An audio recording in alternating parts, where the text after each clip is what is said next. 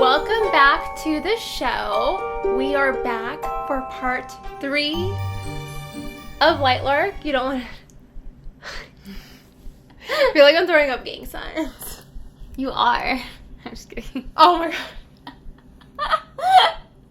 god. So welcome back to part 3. So part 2 ended off with Oro telling everybody that he's dying. And he has selected Isla as his partner for the remainder of the Centennial. And also, Isla finished searching the rest of the libraries except for Sunling's and still didn't find the Bondbreaker. So Sunling is the last library that her and Celeste need to break into to find the Bondbreaker. So Isla could not have imagined that things could have gone this wrong. Why would Oro even want to be paired with Isla? Her and Celeste were supposed to be paired together.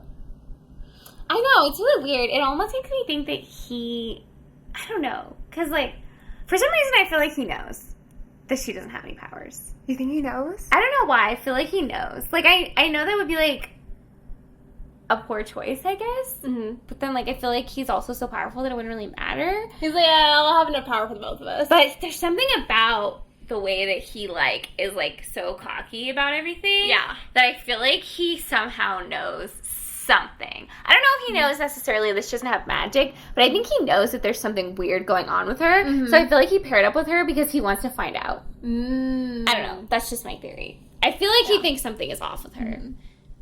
I mean, if he doesn't already think something is off with her, the more time they spend together, he could be able to tell if she doesn't have powers, right? Like, I feel like it's going to be fairly obvious fairly quickly that she doesn't have powers. Because I feel like she hasn't, like, she's done a good job of, like, making herself seem useful, but I feel like she hasn't done a good job of faking her powers. Mm-hmm.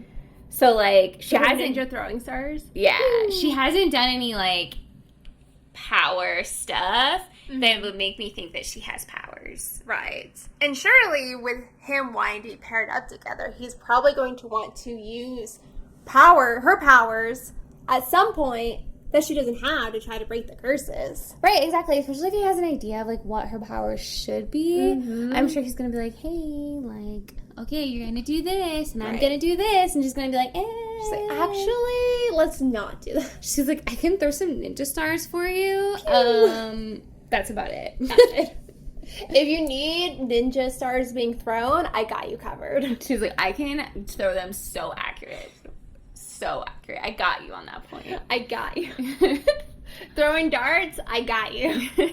I bet Isla would be really good at dart throwing. Oh, yeah. I wouldn't want to play against her at all. Yeah. You would lose money for her. Yeah. Against her, for sure. Definitely. And Oro is insufferable, but I don't know who has it worse. Isla or Celeste? Because Celeste was paired with Cleo. Yeah. Who chose the pairings? Oro. Oh, man. That sucks. I would hate to be paired with her. She seems like such a awful person. Right? She seems such a miserable person. Mm-hmm. But she is like 500 years old. Older than 500 years old, so maybe it's just old age. Maybe she's just like a cranky old lady. Yeah. I feel like I would be super cranky if I was like that old. I would just be like, ugh, these people, I'm so tired of them. Maybe the worst person ever. I'd wake up just hating the day. Yeah, I'd wake up just be like, oh my god, another day. Another day the curses aren't broken. And then Azul and Graham got paired together, obviously. So Isla hears a knock at her door at midnight and she rushes to open it. She's been waiting for Celeste to sneak over there all day so that they can brainstorm what the heck they're gonna do next. And she opens the door and there stands Oro. At night? In the middle of the night? Mm-hmm. He raises his eyebrows at her as he sees Isla has no makeup on, hair's in a messy bun. She's in her sleep shirt that is 5 sizes too big. That sounds totally normal. That's what I look like if you wake me up in the middle of the night. And Isla would have been mortified if having the king see her like this if she wasn't so annoyed. So So she crosses her arms as she gives him permission to enter her quarters, which he looks around like in disgust. It wasn't even that messy. Do you normally call upon rulers at midnight? Oro takes a seat and tells her, I would like to make a deal. I have a theory about how to break the curses. And I need you. I require knowledge of nature. If you help me, I can try to protect you from the other rulers. Do we have a deal or not, Wildling? I repulse you, don't I? Is it the heart eating? The outfits? Shame the only person who can help you, discuss you. It's only a deal if I can choose another realm to be saved. Aura looks back at her, frowns, tells her, fine, it's a deal. Isla gets up to lead Oro out of her bedroom to bid him goodnight. Okay, so when do we start tomorrow? We start now. Wasn't she sleeping? What? Rude, right? She doesn't even get to take a good night's sleep before they start? No, they start now. So Oro tells her that while they are searching for whatever it is he thinks that can break the curses, that no one can know she's a wildling. So when the wildlings left the island, there were ancient creatures there that felt abandoned by the wildlings, even though technically the wildlings fled the island to Newlands. But either way, the creatures felt abandoned and they hold a grudge and hatred against wildlings. And what kind of creatures are this? Like creatures of the wild? Oh, okay. Yeah. Okay. So like they're, I mean, not necessarily like they're pets, but like they're friends in like the forest and stuff. Like they're like, right, what around the those heck? lines, yeah. You just like left me behind. Yeah, that would suck, honestly. I'd be pretty upset if my friends just like up and left and it was just like, oh, okay, I guess I'm here alone now. Right. Guess we're frenemies now. Yeah. I can't sense your abilities, wildling. Aura leans in closer to her. Is this it? Is he going to call out her secret? Can Isla bluff her way out of this one? I can tell you've been cloaking them. All I ask is that you continue to do so while we search the Isles. Relief floods through Isla. Is this the break she's been waiting for? Is she finally getting her stroke of luck? He thinks she's been cloaking her powers? This is great. That takes care of the whole, hiding her powerlessness from him. So, with a huff, she acts like she's angry and inconvenienced, but agrees to continue cloaking her powers. Oro starts leading her out of the castle, and she is having a hard time keeping up with his pace. She asks him where they're going, but he ignores her and keeps walking.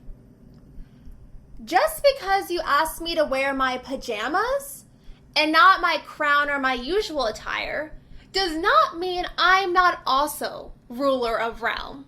You will treat me with respect, king. She spat. Poppy would have dropped dead if she heard Isla speaking to Oro like this, to the king of Lightlark that way. Oro finally answers her. We are going to the storm. They continue walking, and Isla sees it. A storm frozen in time. There are thunderclouds and lightning flashes. The waves have receded but paused mid-recession. It's literally in a never-ending storm. They go into the storm, and they need to cross a bridge, a rickety old bridge, between two of the cliffs. Isla demands Oro holds her arm while she crosses the bridge. If she's falling, she's taken him with her. He might have saved her the first time when she fell off the balcony, but Oro even admitted he wasn't fast enough to save her before her head before her head hit the ocean. And even with him healing her, she wasn't taking any chances this time. So they safely make it to the other side, and Oro leads her to a hole in the ground. Kind of looks like a well. Okay. I'll go first, then you, Oro says. Isla looks down into the hole. What? Will there be something to break my fall? Obviously. Isla peers down into the hole, and it's either too dark or too deep, but she does not see the bottom of that thing. Are you sure? Fear of heights, fear of falling, fear of bridges. Should we make a list of your fears, Wildling? Isla glares at him, and Oro takes a step and drops down the hole. It's Isla's turn, but she hesitates. Despite her training, Isla does fear death. Pretty natural, I would say. Especially because she's practically mortal. Yeah. Yeah. She has no powers to save her. Yeah. She can't do some earth bending to save her, you know? No. And Oro can fly. Of course, he doesn't have a fear of falling and heights. Dude can fly. Because if does he have, like, wings? Or, like, does he just, like, ascend like Superman? He ascends like Superman. Oh, because of his I feel like wings skyling blood, you know. That makes lineage. sense. Yeah, pretty cool. So it's like, of course he seems fearless all the time. What does he have to fear? I mean, yeah, he has powers. Like, if I had powers, I'd just be like, whatever, like... Geronimo! Yeah, exactly. Like, I'll figure it out. I can get myself out of anything. But as a human, like me right now, like, I'm not gonna jump into some dark, scary well, right? Like, what? Oh. Is the ring girl waiting for her at the other end of that? No. I don't even like the dark. Like, I'm scared of the dark. Like, no way. Same. And honestly, it would be cooler if Oro did have wings. I feel like that would just complete, you know, the godly complex. Just having some white or golden wings. Yeah, right? Like some feathery wings. Yes. Yeah, I thought that was I can cool. imagine it.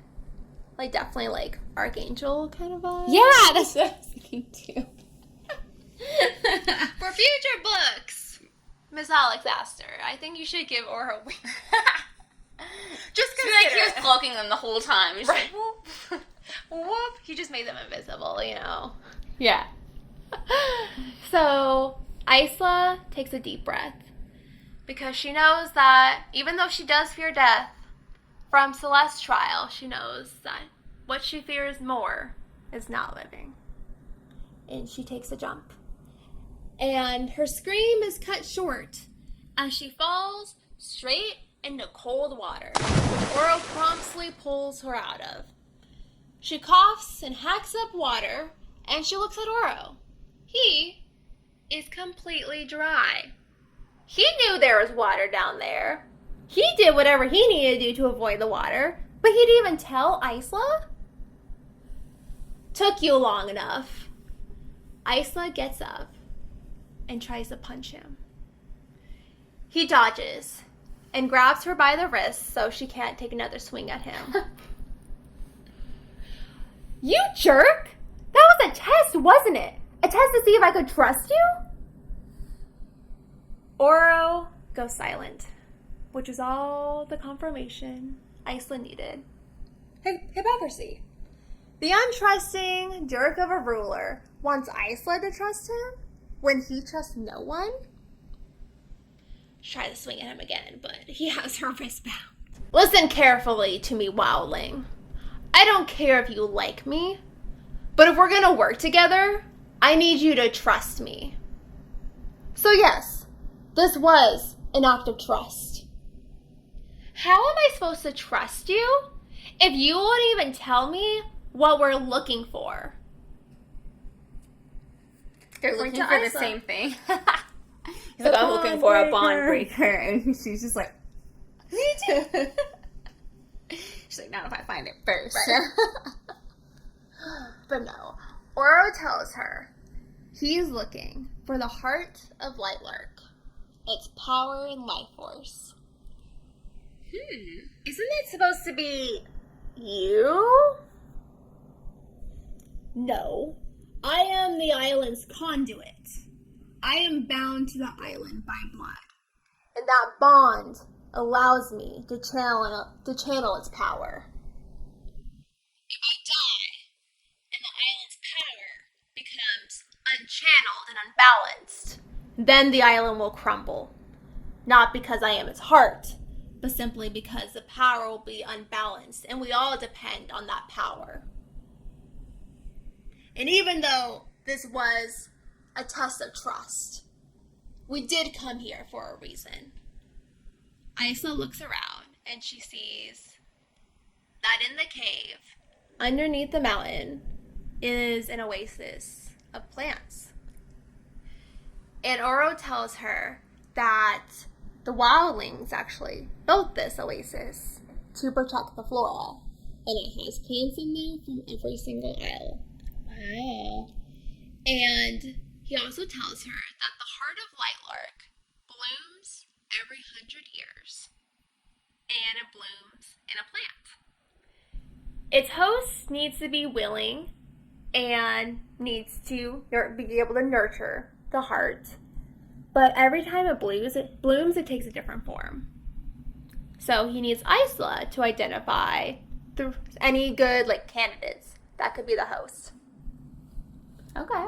So Isla identifies 3 different plants that could be good candidates for hosting the Heart of Lightlark.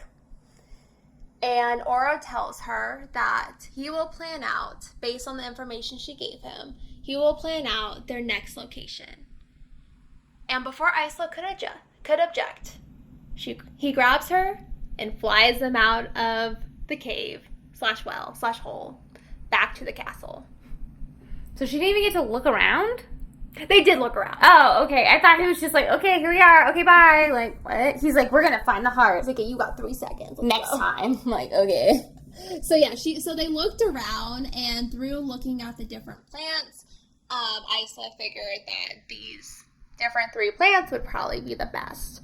So because the plants that were in that oasis are from all different isles, Oro's gonna plan out based on those plants where they grow.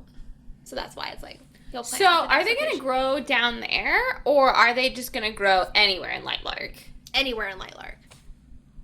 Dang it. So that was just more of like a kind of a garden of all the different, where it's kind of like a catalog. It's like, okay, which one of these ones that you're seeing could be good? Okay, yeah, I get it. Yeah. But, dang, that sounds like a lot of hard work for 2 people to find one flower on an entire land. Yeah. They definitely got their work cut out for them. Sounds like it would be a lot easier if she had some wildling powers. I'm just saying. I agree.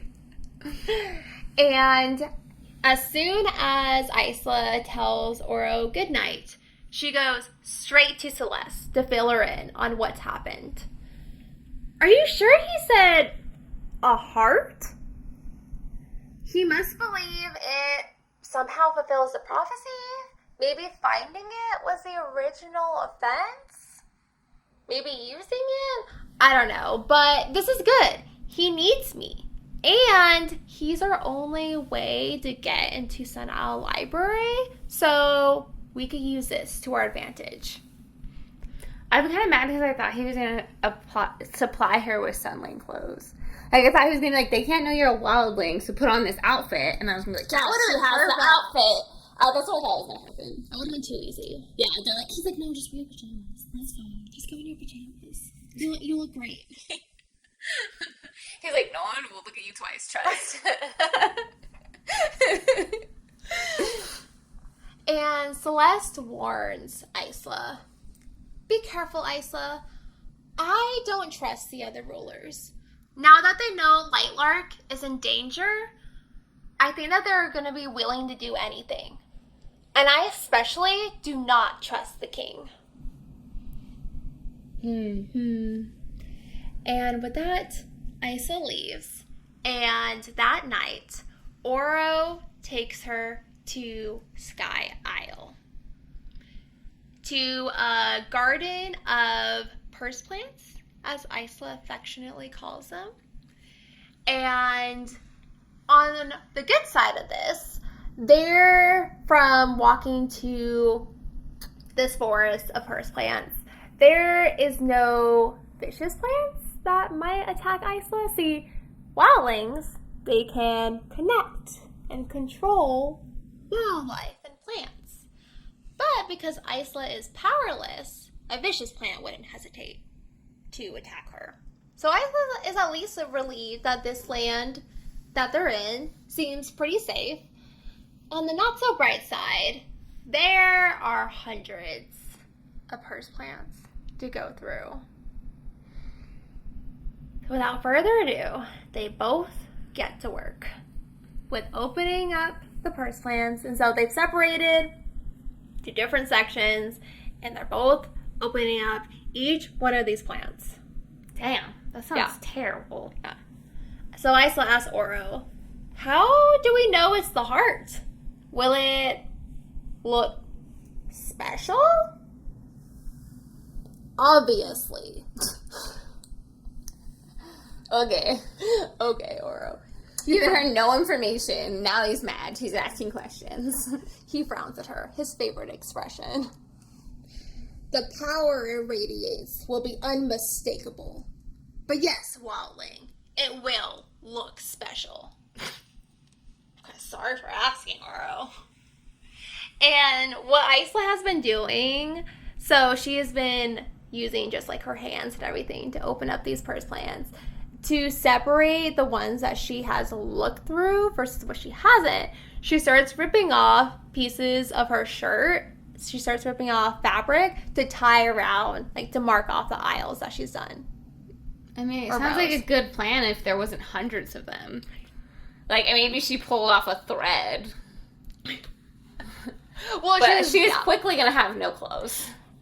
I mean, by the time that, they search for hours, and by the time they're ready to call it a night, Isla's shirt is, like, barely covering her stuff. Well, it covers it, but... And is she in her pajamas again this time? Yeah. Oh, okay, yeah. So she's probably not wearing a bra, I'm assuming. She's playing a little risque there. She's secretly also doing Poppy and Tara's plan. 2 birds, 1 stone. Yeah. And the next day, Ella has brought clothes for Isla sent from the king, more suitable for their gardening adventures. See, at least he's a gentleman, yeah. Kind of. Yeah, he saw that and he was like, oh, no, don't do that again, please. Please don't. He was like, I'll get you your own clothes. I don't want to see that again. Yeah, my eyes. He's like this wildling child, like, no thanks. I mean, she is basically.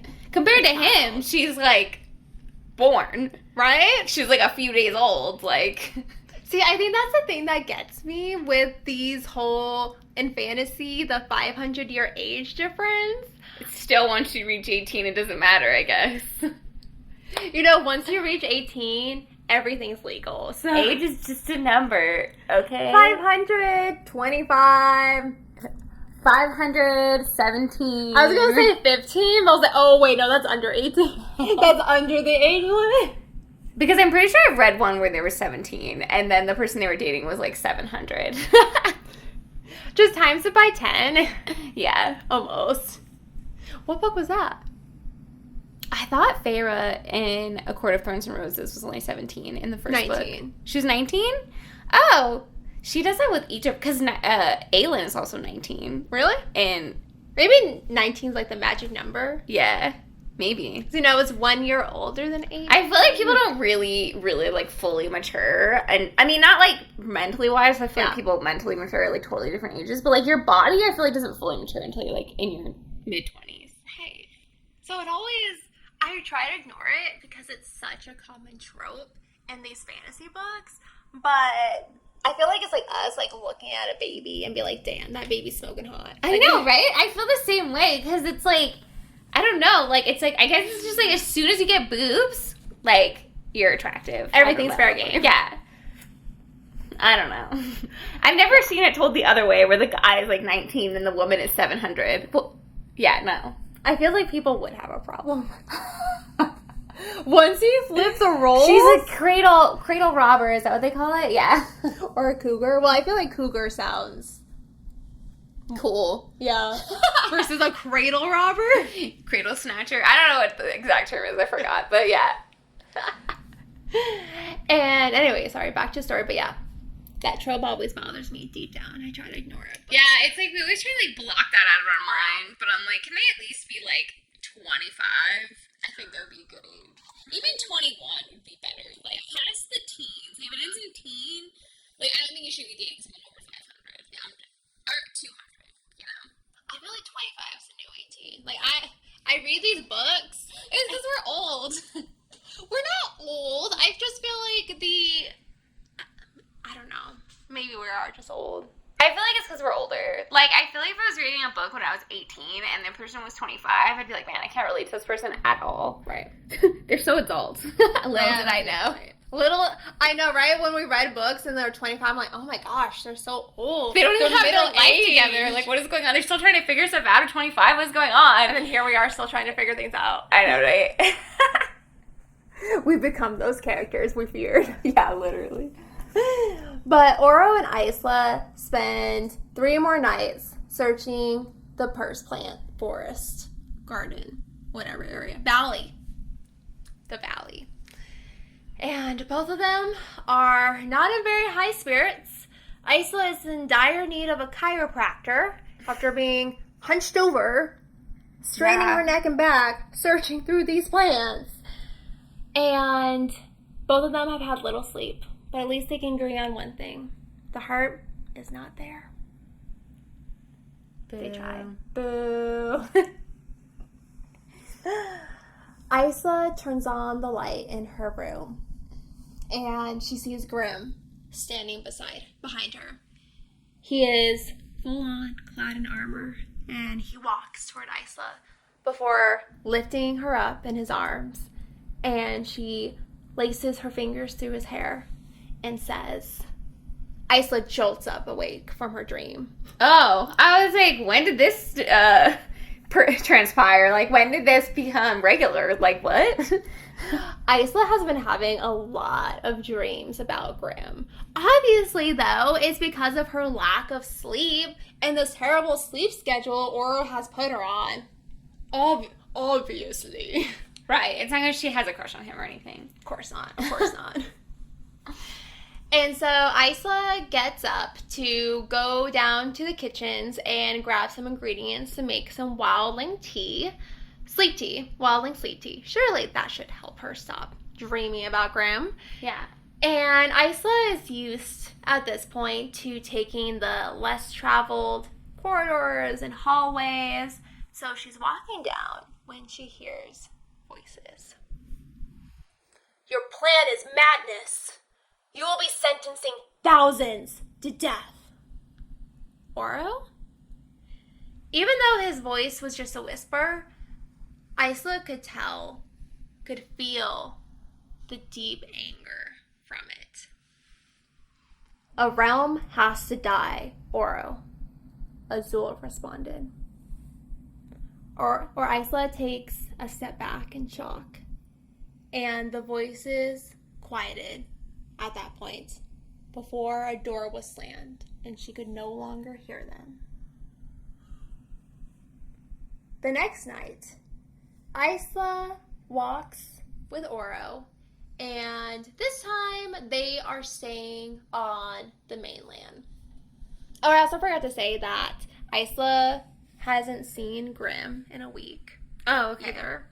Just to give like a time frame. Which is really weird though, because she was always coincidentally running into him all the time. Now she hasn't even seen him in a week.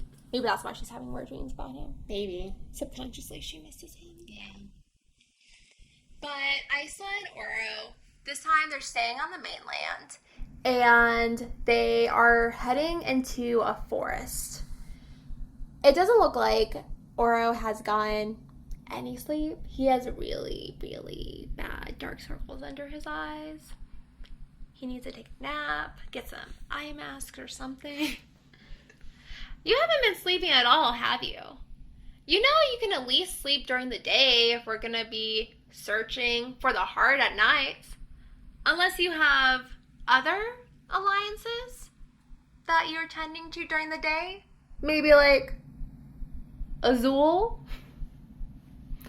I don't have any other alliances. And eavesdropping is lowly, even for a wildling. So Oro knew it was Isla. I knew that they knew because I feel like they have to know because like I feel like they can sense when other people are around because they have powers. Mm-hmm. And then I always feel like they have like heightened sense of hearing and smell. So I'm sure they like heard her or smelled her somehow. And then Isla has nothing. Yeah, and Isla has nothing. She has no power. She was like, oh, you were standing right there? I didn't even know. Yeah, literally. What is he planning? You promised to keep me safe. Am I in danger? Azul is harmless. You, of all people, have the least to worry about. But I will not be revealing any more of our conversation. Be grateful you heard what you did hear. And stop asking questions. I feel like Celeste is the number one in danger, for sure. You think so? Yeah, because she's out of all of them, because now she's with Oro. I mean, now Isla's with Oro. Mm-hmm. She's technically the weakest link. Like, I know she's with Cleo, but Cleo is like, you know, whatever. But I just feel like if Oro has chosen her to ally with, she's safe. Right. So now Celeste is technically the weakest link. She has Oro to protect her. Yeah. And Celeste. Psh, Cleo ain't protecting no one. I know. Way. Yeah. So I feel like she's the weakest link out of all of them, for sure. So I feel like she's in the most danger out of everybody. Mm-hmm. I didn't even think about that. Well, if Oro isn't going to talk anymore about their conversation, maybe she can find out more information about Azul himself from Oro. Because she's noticed, even though Azul has a jovial nature, she's also noticed that he kind of has like a haunted look in his eyes. Like someone who's been to war, maybe. Did he lose someone? Did something happen to him? Azul did lose someone. Someone he loved dearly. His husband. We are approaching Wild Isle. Wild Isle? Isla thought there could be an isle for wildlings, but for all of her snooping, she never found anything about it, was never able to find a bridge. Wild Isle? Shouldn't we go there? Couldn't the heart of Lightlark be on Wild Isle? It makes sense, right? All of the nature on Wild Isle is dead. Oh, dang. I was going to say it's wild. I'll be like, yeah, okay. It's in the namesake. Dang. That's sad. They continue their walk. So, what do you think of them? Wildlings? Isla prepared herself for a string of insults that were surely about to come out of Oro's mouth. They were my favorite realm, besides Sunlings. Wildlings taught me a lot as a child. They were good. They were loyal. They were advisors of our court. But now, wildlings are everything they say they are. How would he know? Because he old AF. I know, but, like, it's not like, does he, like, go over there and, like, say, like, go and visit them or anything and, like, talk to any of them? Like, he had never met Isla before, so obviously he's never been there. This is, like, a weird assumption to make. But I guess they eat hearts now, so, never mind, I get it. You're like, no, he's right. I could get where he could get that idea. Mm-hmm. And then they continue their walk, and Oro leads Isla to a forest of coffiner trees. Another plant Isla identified would be a good host. Coffiner trees, they are able to trap living things in their trunks, and they feed it nutrients, keep whatever it is alive, but but they don't let go of whatever they've trapped or whoever they've trapped. Isla remembers a story of back in her home village by the castle of a girl that got trapped in a coffiner tree, and it took days and multiple wildlings to pry the girl out. Girl was totally safe and everything, but these trees have a codependency problem. They don't have axes? I don't know. I mean, I guess it would have weapons, but I feel like they also probably wouldn't want to hurt the tree. The tree's just doing its thing. So, I don't know. If, like, a freaking tree just sucked up one of my relatives, I'd probably just chop that thing down, just saying. And they can connect to the wilderness, right? So couldn't they just be like, yeah, but the trees are stubborn. they have It's like if a dog bit on to somebody and, like, wasn't letting go, would you immediately shoot the dog? Some people do. Yeah, but you won't. No. And we love animals, and wildlings love nature. So Probably kick it. So let's just say they kick the tree. Like, just be like, no. Give her back. And so they start searching and prying open the coffiner trees.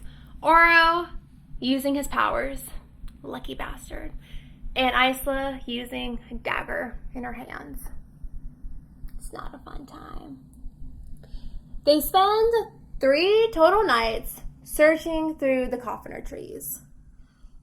Isla has been using these excursions and spending time together with Oro to try to get as much information from him as possible, given that it's like Russian roulette on whether he will answer a question or just flat out ignore her. Why didn't Cleo attend the last Centennial? Azula told me she didn't, and it's not like I can ask Cleo myself. It's not my fault she's held a grudge against me and has it out for me since that first dinner. Cleo wouldn't kill you just because she dislikes you. Above all, Cleo only thinks of the good of her realm. Well, you seem to think highly of her. I do. Fine, Oro. Thanks. The good of her realm, huh? She has no hobbies, no lovers, nothing. Just the good of her realm. She did have lovers before she took up the throne. She had relationships with men and women. But since she has taken up the throne, she is only focused on her people and on her realm. Her focus is very admirable, but that doesn't mean she's not a problem. Well, then, if she's so focused on the good of her realm and breaking the curses, wouldn't she try to kill another ruler as soon as she can? Oro looks repulsed by this question. Don't you understand? Killing a ruler isn't the hard part. That part is easy. All of us have had several opportunities for that. Do you know why killing isn't allowed until the 50th day? It's because choosing the right ruler and realm to die is a difficult part. Not just because we'd be sending thousands to death, but because all of our futures depend on making the right decision. All of our realms are connected. Even if we did know the original offense that needs to be committed again, the decision on who needs to die is nearly impossible. That, more than anything, is the reason the curses have not been broken. Isla has never seen Oro this angry. He's mad for sure. And Isla can't stop herself from asking the next question, even though she feels really guilty about even saying it. Then why not kill Grimm? He's not even connected to Lightlark. Wouldn't he be the easiest choice? Right. What? Girl, trying to kill off your own boyfriend already? Yeah, like, just throwing him under the bus. She's like, well, somebody has to go. She's like, I'm tired of these dreams. Can we just kill this guy, please? Put me out of my misery, please, by killing him. I can't. Grim is the only thing standing between us and a greater danger that you can't even begin to fathom or understand. What could be more dangerous than nightshades? Than the curses? Isla thought going into the Centennial that she was a smarty pants. She thought that she knew a great deal of things, but finding this all out from Oro, she feels dumb AF. Maybe Celeste was right about her being naive. I know we're ready to throw hands with Celeste, but she kind of does have a point now. And before Isla could ask any more dumb questions, Oro stomps off to go open up more trees and work on more trees on the opposite side of the forest. So Isla works on her section and she decides to travel deeper into the forest than she's ever traveled before.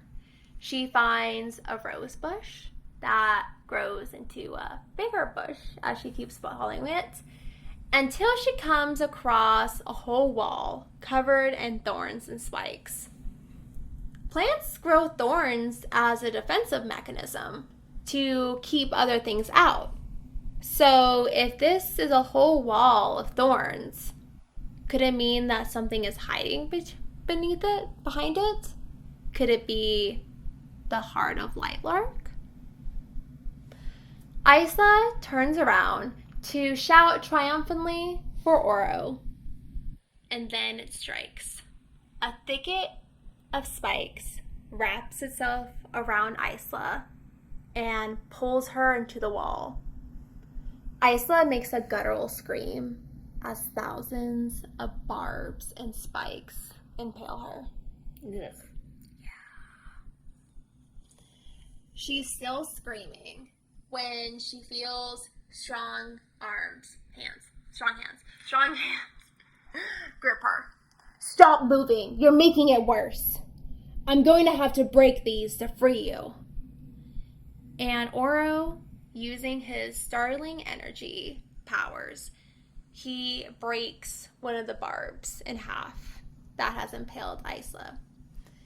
And the plant doesn't attack the king, but is also not liking how he's manhandling it, so it buries itself deeper into Isla. Yes. And the barbs and thorns are also hooked at the end, so Isla can't pull free herself either, because they're hooked into her flesh now. Like cat claws. Yeah. And one by one, again and again, Oro keeps breaking the thorns and the spikes that are impaled into Isla. Isla vomits all over herself just from the pain. Gross. Yeah. He finally pulls her free, and he tries to remove the spikes that are protruding from her back. But Isla refuses, because Isla is a strong, independent woman who don't need no man, and says that she will take them out herself. And she tells him to go over to the wall to see what the plant was hiding. So he leaves, and the forest is filled with her screams as she takes out two of the barbs. He returns and tells her that there was no heart. All of that was for nothing. He also asks, what the hell happened? How did that happen? And Isla tells him she tripped. And so, feeling utterly defeated, she finally accepts his help. And he helps by removing, she wouldn't accept his help fully. He helps by removing the thorns from her arms, and she pulls out the spikes from her back. And Oro gives her something to bite down on before she bites her tongue off. And it wasn't until after she pulls out all the spikes that she sees he had given her his own hand. It's covered in her bite marks, and she'd even broken his skin with a few of them. Weird. He's like, here, bite on my hands. Well, what else is he going to give her? They're in a woods. So you can pick up a stick. Take this stick. Yeah. Let me shove this stick in your mouth. And he takes water, and with his moonling abilities, he heals Isla. And they both agree that their current plan is not working. Oro says it's time to meet one of those ancient creatures he was talking about. Dun, dun, dun. Isla had never hated herself as much as she feels hatred for herself now. If she had powers, she could have not been attacked by that plant. She could have controlled that freaking plant. Yeah. The plant probably would have parted its way so that she could see whatever was hiding there, even though there was nothing there. But she hates herself right now, and she needs some freaking powers. She also hasn't heard from Oro in 5 days. Ooh, he was like, yeah, that sucked. He's like, I need a break from Bye, you. Felicia. Yeah. He's working on trying to figure out a deal where both of them can be safe when they go to meet this ancient creature that he's trying to find and get help from. But Isla's in need of a staycation anyways. Not only is she battered and bruised from their excursions, she needs a physical break. And despite though needing a physical break, she is more determined than ever to break their curses. Because girl needs her powers. So at this point, she figured it'd be a good time to catch up with Celeste. So she sends Celeste an invitation to meet her at the Agra. Since they're not partnered together, Isla figured that they should publicly form a superficial friendship so that if they do get caught together, it doesn't seem as suspicious or out of the blue. Because they're like, oh yeah, we met at the market. And they're on the same age, so it makes sense for them to be friends.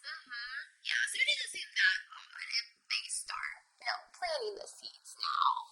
So she sends her an invitation, and then Isla heads to the market, to the Agra. She plans to meet Celeste at a Starling weapon store. Also, pretty natural place for them to run into each other. So, all that makes sense. And Isla's about to enter the Starling weapon store when someone bumps into her and slips her a note. You are in danger, the note read. Isla whirls around and sees someone running off in a white cape. So she starts following them. She starts tailing them. And as she's running through the Agra, she runs into Celeste. And Celeste gives her a confused face because she is heading the opposite way of the weapon store that they're supposed to be meeting at. So Isla quickly whispers to her that she'll be right back before continuing to follow the person in the white cape. She follows the person in the white cape to an abandoned harbor. And then all of a sudden, chains out of nowhere came and locked around her wrists and ankles. She is naive. I take it back. I was like, why would you follow them? Like, you're in danger. And she's like, I'm just going to follow them. Why am I in danger? Why? And also, like, your best friend was just right there. Like, couldn't you just be like, let's go? Yeah. Like, this way. Like, your friend who has powers that can actually help you out. Like, what? Yeah. You take it back. I take it back. She's naive. Celeste is right. Celeste is right. She's stupid. And the chains are made out of water. Moonling nobles step out from their hiding places. It was a trap. And Isla feels a sword against her throat. That was a bit too easy, the man behind her says. So yeah, you're not wrong, dude. Isla did make it too easy for you. Release me now, and I will show mercy. Keep me bound, and I will show you why you shouldn't try to trap a wildling. The noble snickered, and the chains around her tighten, and she falls to her knees in pain. So your ruler is having you do the dirty work? She demands of them. And one of the moonlings steps forward. I'm sorry. He surprises Isla. The Centennial isn't just a game for the rulers. One of the realms has to fall. We all have families. We just don't want it to be us. And Isla understands, but she still spits at their feet. And the one holding her with the sword against her throat yanks her to her feet and says, "Farewell, wildling," as he readies the sword for a clean, decapitating swoop.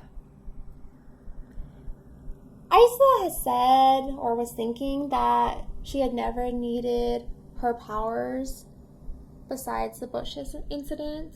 But she was wrong. Now about to die. She really needs her powers now, in this moment. And just as the blade was an inch from her throat, it stopped.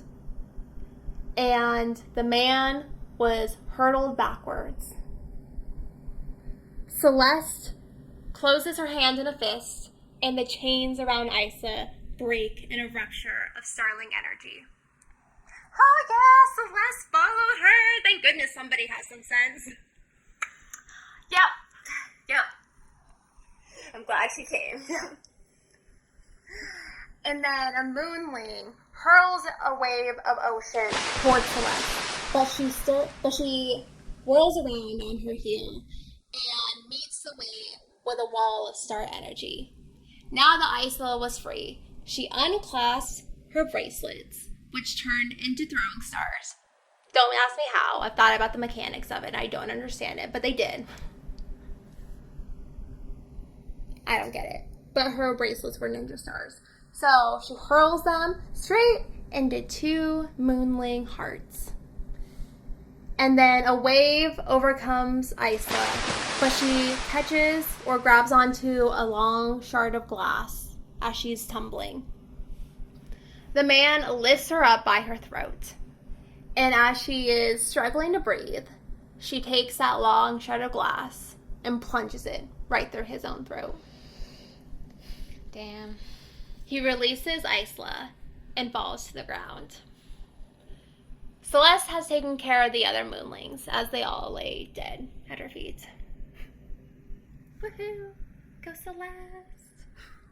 I picked the wrong one. Yep, they picked the wrong people to mess with.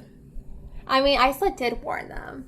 I mean, granted, she didn't say that Starling would come help her, but she did warn them. She just tried to have you killed. Isla, you need to send a message. One that shows Clea that you are strong and not someone to mess with. So that she thinks twice before making another attempt on your life.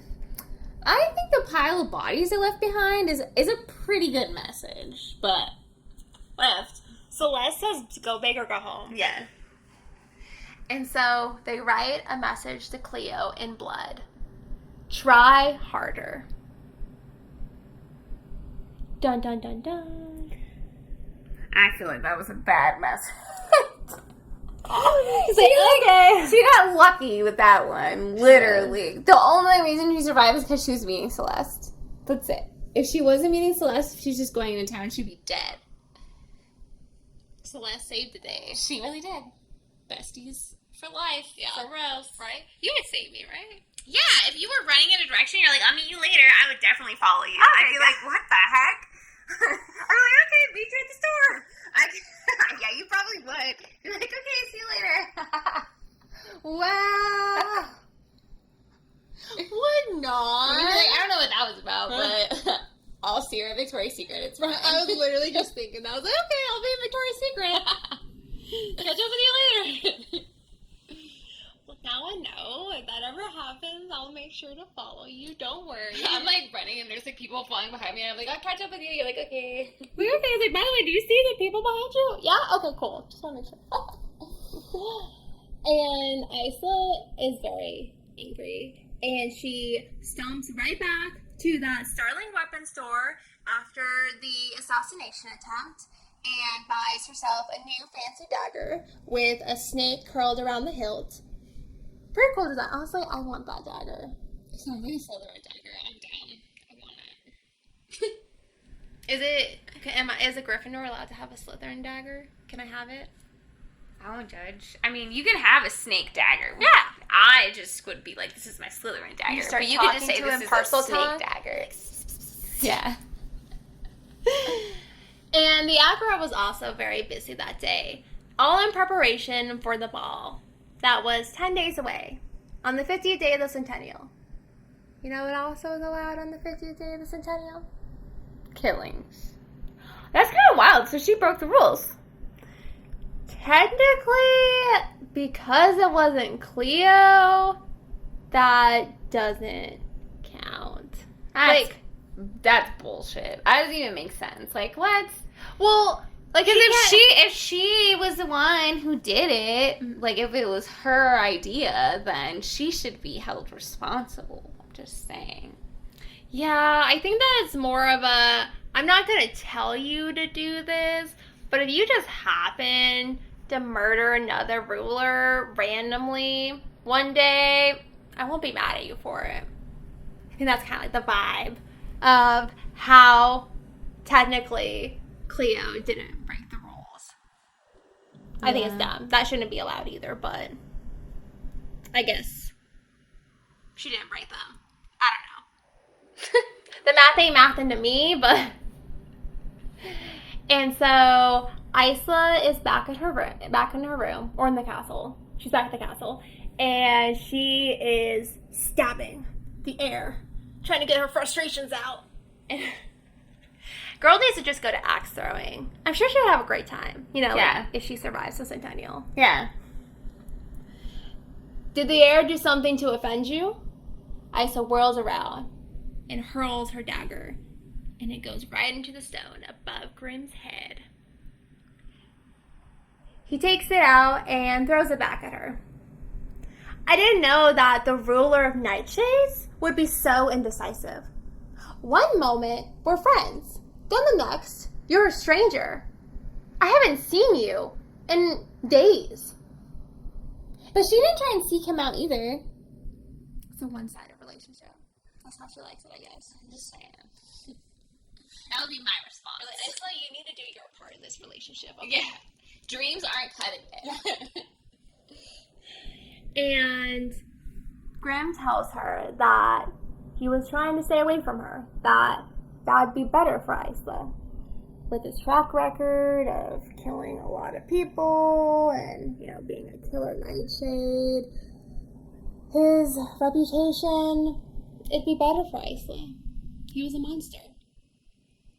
But yet, he takes a step closer to Isla. She takes a step closer to him. So much for trying to stay away from each other. And he tells her that he's not her enemy.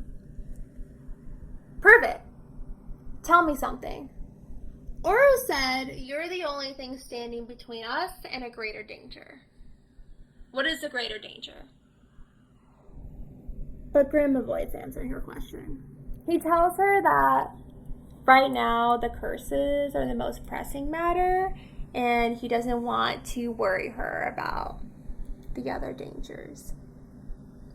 Okay, fine. So I guess he won't tell her anything and everything she wants to know. So she asks for him to show her something. It's like, okay, say no more. My room or yours. And so she asked him to show her Wild Isle. Of course, Heart Eater. And Grimm leads her to Wild Isle. Aura was right. It is all dead. It is just holes and husks of dead plants and skeleton trees.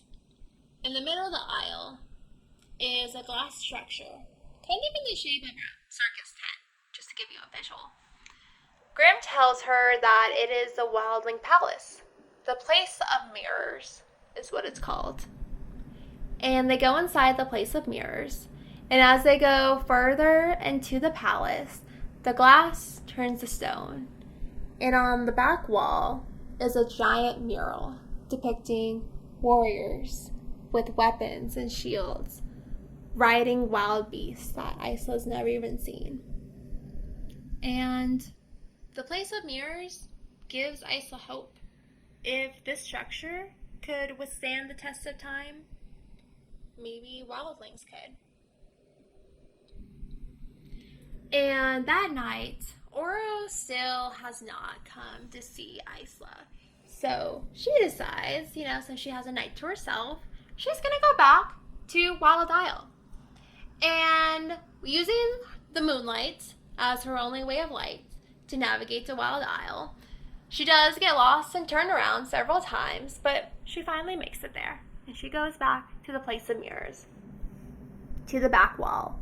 Because she noticed earlier, which she couldn't point out when she was with Graham, but there's a spiral engraving on the wall. And Isla recognizes that spiral. It's a door. That door was the same kind of door that was in the back of her closet where she found her mother's hidden things and her starseed. Wow. So, if there's something being hidden in Wild Isle, something that could help Isla, she needs to find it. Yeah. Hell yeah. So she pushes against the door with all her might, but it won't budge. And then she notices that there's an entry or an opening for a key, but it's not any kind of key Isla has seen before. It's very long, and it has, like, the engravings on it is almost like a mountain range. So Isla tries MacGyvering it, and she is shoving vines, candlestick, a mini heart, object after object into this opening, but it still won't budge. Damn it. Maybe the bond breaker was in there. She can't get it open. The place of mirrors is pretty secretive of a place, and this door seems like a pretty big secret. And who do we know who knows a lot of secrets? If you need some info in the Island Hood Library, who are you gonna call? Call Juniper! Juniper, the bartender that deals in secrets? Oh, I forgot. Okay, yeah. Juniper. I was really proud of my Ghostbuster theme song. It was pretty good. Thank you. So she goes to see Juniper. Ah, my favorite wildling. To what do I owe the pleasure of? Isla needs to make this quick. She can't get caught being there. Moonling nobles tried to assassinate me. She tells him that's her secret. And Juniper's head rears back, as if he's even shocked by this news. And so she asks him, what does he know of the place of mirrors? And unfortunately, Juniper knows next to nothing of the place of mirrors. He does know one thing, though, that the place of mirrors is the only place on the island where other powers will not work inside of. Only wildling powers can be used in the place of mirrors. Well, it'd be great if somebody had some. Right? Damn it, Isla, you failed us again. But that has to be some powerful enchantments to do that, which makes even Isla even more determined to get behind that secret door. So even though that is good info to have, Isla leaves the bar disappointed to not to know anything else about getting behind that stupid freaking door. And then outside, she runs into Graham. Yeah! For one. After he avoided her for so long. If you're going to Juniper for information, I do recommend precautions. I could make him forget he ever had a conversation with you. Or I could scare him into silence. Isla glares at him, but internally does consider his offer. You're disappointed, Isla. I told you not to read me. But Isla was very, very disappointed. Before they could continue their conversation, all of a sudden, a storm breaks out, and it starts raining on them, hard and heavy. They take shelter in an abbey, and they are soaked. Grim's muscles are very nicely defined by his wet clothes. And Isla reaches up to take out her crown from her hair, but it has become knotted in her wet hair. So Grim steps close to Isla and starts to untangle her crown from her hair. And she asks him, "Where were you the night the curses were cast?" Because remember, he was on Lightlark. Because he was living on Lightlark for about 20 years, so he was there. I was in bed.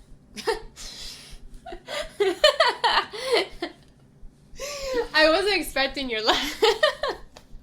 So that's what I would be doing. Yeah, exactly. Like, I was in bed. Like, that's a total reasonable answer, I feel like. That's not what I was expecting. Sleeping? No. Isla blushes at the insinuation. By the time I left my chambers, everything was burning. The rulers were already dead. And I became ruler of realm, when all I was ever trained to be was a warrior. Wow. Isla relates to this. I know what it's like to have responsibility thrown at you when you never asked for it or felt that you deserved it. Will you show me your powers? Get your mind out of the gutter, Victoria. Are you sure you want to see? Grim looks intensely into Isla's green eyes. She nods. And so he leads her back out into the rain, and she follows him to the cliffside.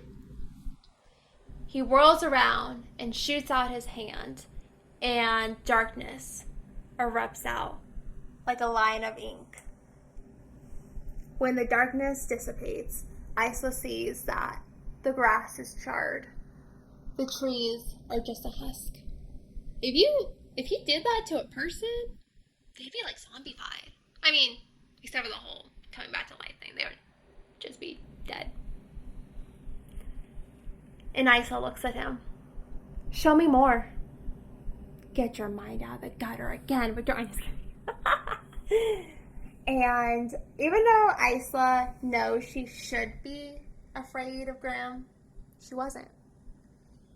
And so Grim grabs her by the waist, and they practically teleport to the beach below the cliffs that they were just standing on. I could make a hole that could swallow this entire beach. I could turn the oceans as deep as ink and kill all the creatures inside of it. I could demolish the castle right here from where we stand. I could take you to the Nightshade Lands. And I would do all of that if I didn't think you would hate me for it. Why do you care what I think? You barely know me. And what about the whole staying away from me? I know enough, Isla. And I gave it a good, honest effort. And he still has Isla pulled close to him. And Isla thinks back to Celeste. What she said to her, that Grim is just trying to use her, to use them. And Isla starts feeling all these emotions of guilt and fear and shame. And Grim takes a step back from Isla. You're afraid. And Isla, not sure what else to say, nods. And they both agree to call it a day and return back to the castle. All Celeste's fault. Just kidding. Damn it, Celeste. I mean, she did save, though, Isla's life. She did, yeah. And she's just trying to be like, hey, like, don't let a guy use you. Yeah. We've had the same kind of conversations with each other. Yeah. She was being a good best friend, you know? It is now the 43rd night. The 50th night for the day is just 7 days away.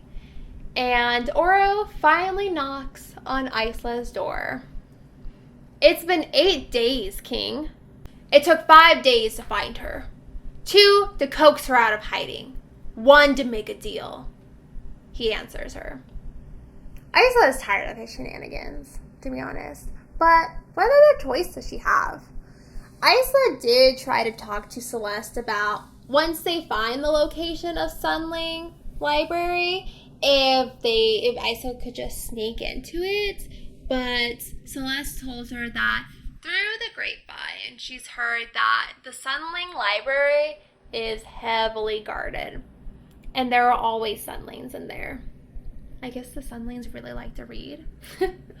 So Isla sneaking in would definitely be a no-go. She would need to have some kind of arrangement with Oro for her to be in there unmonitored and alone to be able to search for the Bondbreaker. So Isla, with no other choice, follows Oro as he takes her to Star Isle. Star Isle is completely silver. Star particles glitter on the ground. Even leaves that are growing sparkle. But despite the sparkliness, the land is very unkempt. Isn't it Celeste's land? Okay. The buildings are in ruins. And before, Starlings used to have magnificent power. They could topple buildings just using their Starling energy. But now there wasn't such a thing as Starling Masters anymore. They had a very limited amount of time to learn their powers. Oh, that makes sense. Yeah. So Oro leads Isla to an abandoned building. And they go up the stairs. And a woman floats out from the wall. Her hair and her dress float around her as if she's underwater. This is the ancient creature Oro was referring to. A specter. A ghost. You've returned to me, my king. And I see that you brought me a gift. Not a gift. But yes, what you asked for. Isla takes a step back. Horrified. Is Aura going to trade her for the heart? Fine. But you did bring me what I asked for. And she is perfect. Isla looks again at Oro, wanting to know what exactly is going on. He did not prepare her for anything. All he did was tell her that she needs to do exactly as he says, because some ancient creatures are very vicious. Other ones, they are more mischievous and tricksters, but he did not warn her about any of this. And so the specter looks at Isla, looks her up and down, and says that she's very excited for the body that she gets to wear.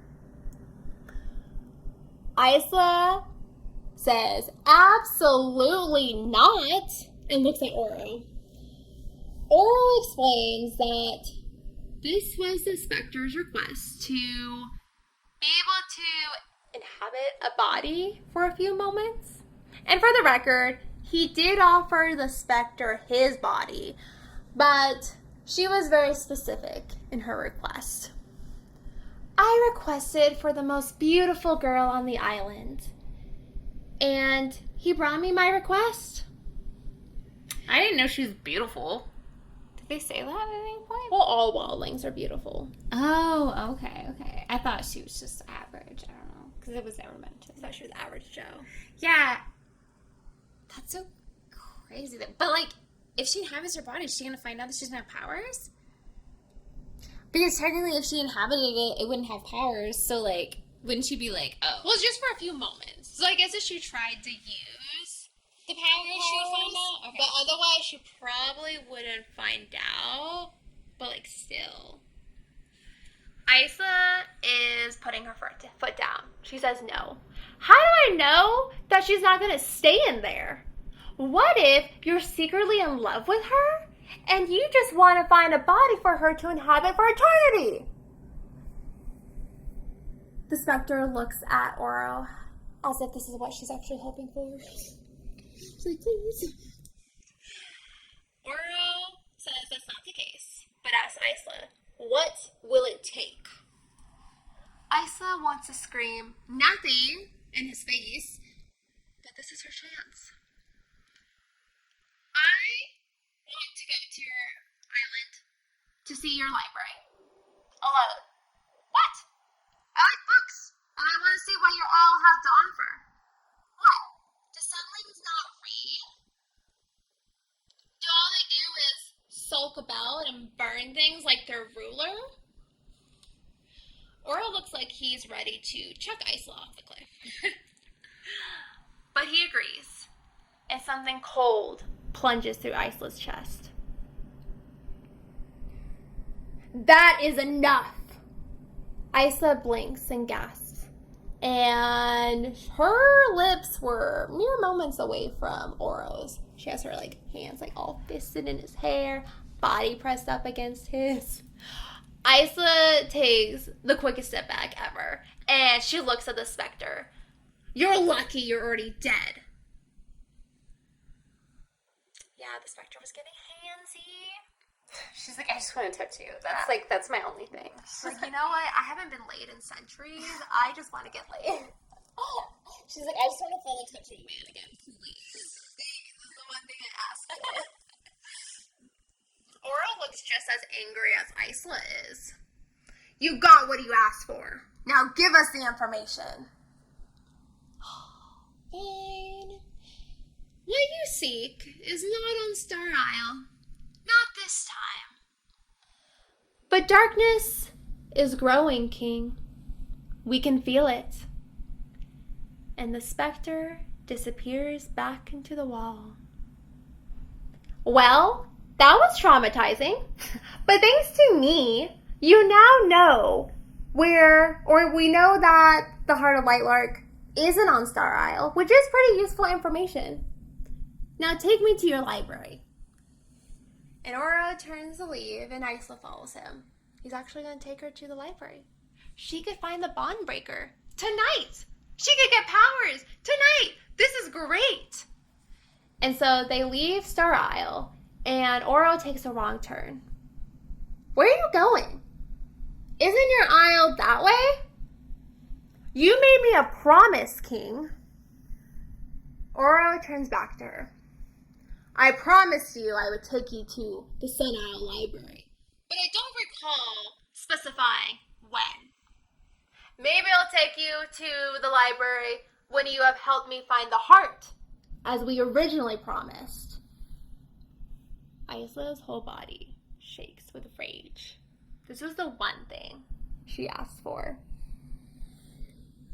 You are a heartless, self-centered wretch. You suck. Oro smiles meanly at her. Is this all part of your plan to make me fall for you, Wildling? By tormenting me? I have no interest in you whatsoever, King. Isla expects Oro to call her a liar, but he actually looks surprised. Maybe because of how angry she was, he believes what she's saying.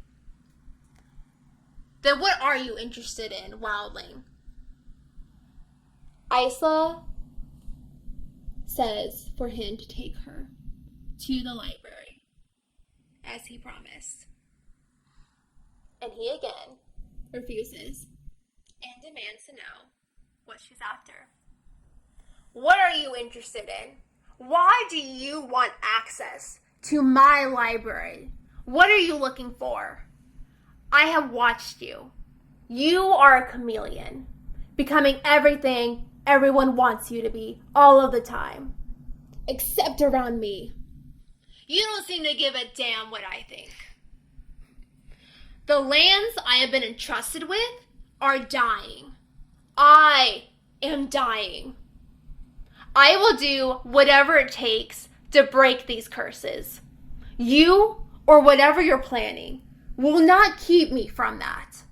So I will ask you again, what are you looking for, wildling? Isla scoffs at him.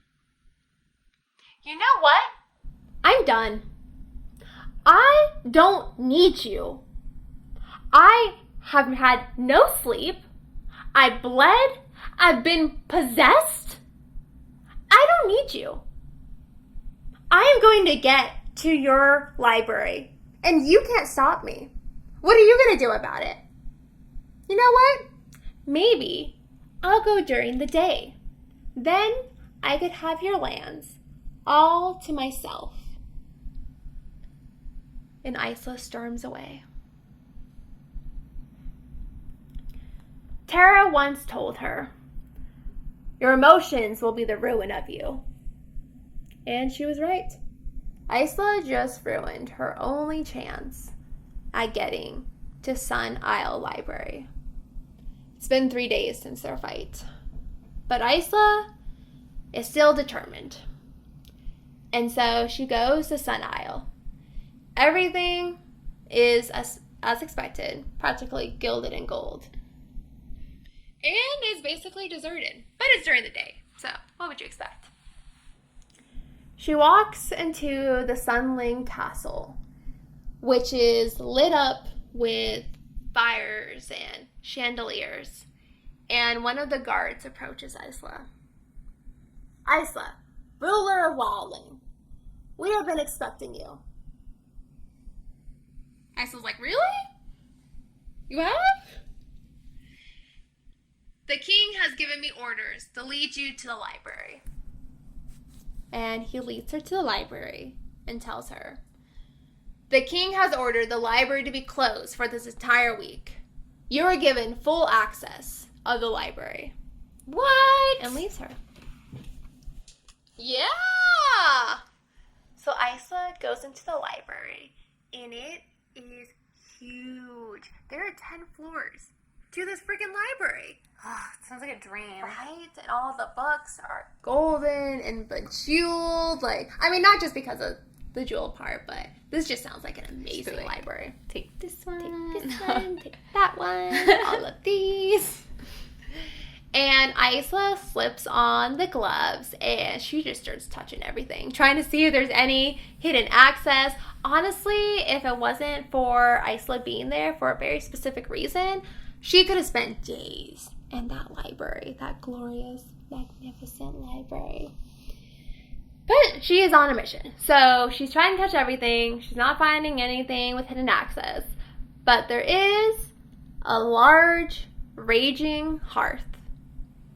If the Skyling restricted section was hidden in the ceiling, maybe the Sunling one is hidden in fire? So with no other ideas, she stretches her gloved hand towards the raging fire and prepares herself for the smell and feeling of 2 layers of burning flesh. Get it? Because, the gloves are made out of flesh. Yeah. Nasty. But as if on command, the flames go out. And Isla steps inside the hearth and presses her hand against the stone wall behind it. And the stone falls away, revealing another room. Sunlanes had more ancient relics than all of the other isles. Isla searches through all of them, but there's still no bondbreaker. How could this be? Celeste had told her that she had read about the bondbreaker in an ancient text that was thousands of years old. Could the bondbreaker have already been used? Was it destroyed in the thousands of years since that text was first written? Or did the bondbreaker never even exist? Isla goes and tells Celeste about the news. And Celeste was surprisingly still very optimistic. She is now convinced that there must be a secret library that has the bondbreaker hidden in it. Celeste says that there's still plenty of time to find this secret library. They're only almost halfway through the Centennial. But Isla doesn't have time. At halfway through the Centennial, then rulers will be able to kill one another. Yeah. And she needs her powers. So, even though Celeste is optimistic about finding another library, Isla needs a backup plan. So Isla goes to find her plan B. She finds Oro looking out a window at the moon. And she walks up to him. It's now been a total of 5 days since their last argument. And they haven't spoken to each other since. He doesn't even say anything as she walks up to him. So I guess Isla needs to be the bigger person and say something first. And so she asked him if... Well, I think first she apologizes to him for what she said. That, it was heated, but she thanks him for letting her into the library. And he asked her if she found what she was looking for. No. Did you? Since it's been 5 days, technically Oro may have already found the heart. And Oro is her only plan at this point. He could protect her from the other rulers after the 50th day. And heck, if his plan works, even better. And Oro tells her he also has not found the heart. Well, that's good. Isla's like, yes, you still need me. Great. What is the next steps to the plan? And it's now the 50th day of the Centennial, the night of the ball. Isla is dressed in a dress that Poppy and Tara specifically planned for her. It is covered in leaves. Well, the leaves cover all the important bits, but there's still plenty of sheer fabric left on the dress, revealing plenty of skin for her. And she goes down to the ball, and there is a lot of food, drinks. Everybody is ready to party, and so Isla is on the dance floor, trying to pretend that she is not bothered by the impending doom, because at midnight, you can be assassinated. And Celeste is also dancing on the dance floor with her. She's doing a much better job at looking like she's having a good time. Cleo is sitting in a corner surrounded by her nobles. Azul is sitting at a table with a bunch of food in front of him. Azul is our spirit animal. Yeah, that's what it would be. Right? Getting all that delicious food. For sure. And he gives Isla an approving nod to her diamond earrings that she's wearing. Goes with his ring. And Oro is also surrounded by people, and they're all answering him questions that he lazily answers in between sips of wine. Isla excuses herself from the ballroom and goes out to an indoor balcony to get a breath of fresh air, because despite them all partying, she is still terrified about what's going to happen at midnight. If all hell's going to break loose. And so she excuses herself. And she notices that Graham wasn't in the ballroom, but as soon as she's by herself on the balcony, she hears someone behind her. Looking for me, Heart Eater? She turns around and sees Graham, and he's in a black suit with a shining cape. And at this point, Grim is the least of Isla's worries right now. She doesn't even bother trying with her usual banter or putting her guards up. She has bigger things to worry about. So she asks him, can you take me away from here just for a little bit? And at her request, Azul, or sorry, not Azul. Gosh, there's too many names to keep track of. There's a lot of names. I don't know why Azul just popped up. But Grim turns her invisible. Well, both of them invisible. And he takes her down to the floor beneath them. I mean, sorry, not like the ground, but like the To the basement? Yeah. Okay. I just didn't mean that he was just like laying her down on the floor, like, ooh, we're invisible, no one can see us. I got it. Okay. I knew what you meant. It's like, ooh, that came out really wrong. I guess I need to get my head out the gutter. Yeah, I think it's you. I'm the problem. And he takes her to the basement. Or would that be a dungeon? Do castles have basements? I mean, it's a dungeon if they keep prisoners in it, but if it's not, It's then, just a basement? I mean, I don't know if they would call it a basement, but like... That's romantic. Let me lead you down to the dungeon. Yeah, the dungeons. The dungeons. Well, whatever room it is illuminated by soft orbs of light. And Graham tells her, I have a gift for you, Heart Eater. And he pulls out a black diamond necklace on a dark chain. Ooh, right? I thought for some reason I was going to pull out a heart. Like, here, I brought you dinner. I don't know. The yum yum. Bon appetit. So he pulls out a black diamond necklace and he puts it on Isla. And Isla, it's beautiful. But she says, like, she can't wear this. Like, people will think that there's an alliance between them and that could look bad. And he understands and he makes the necklace turn invisible. So she knows it's still there, but no one can see it.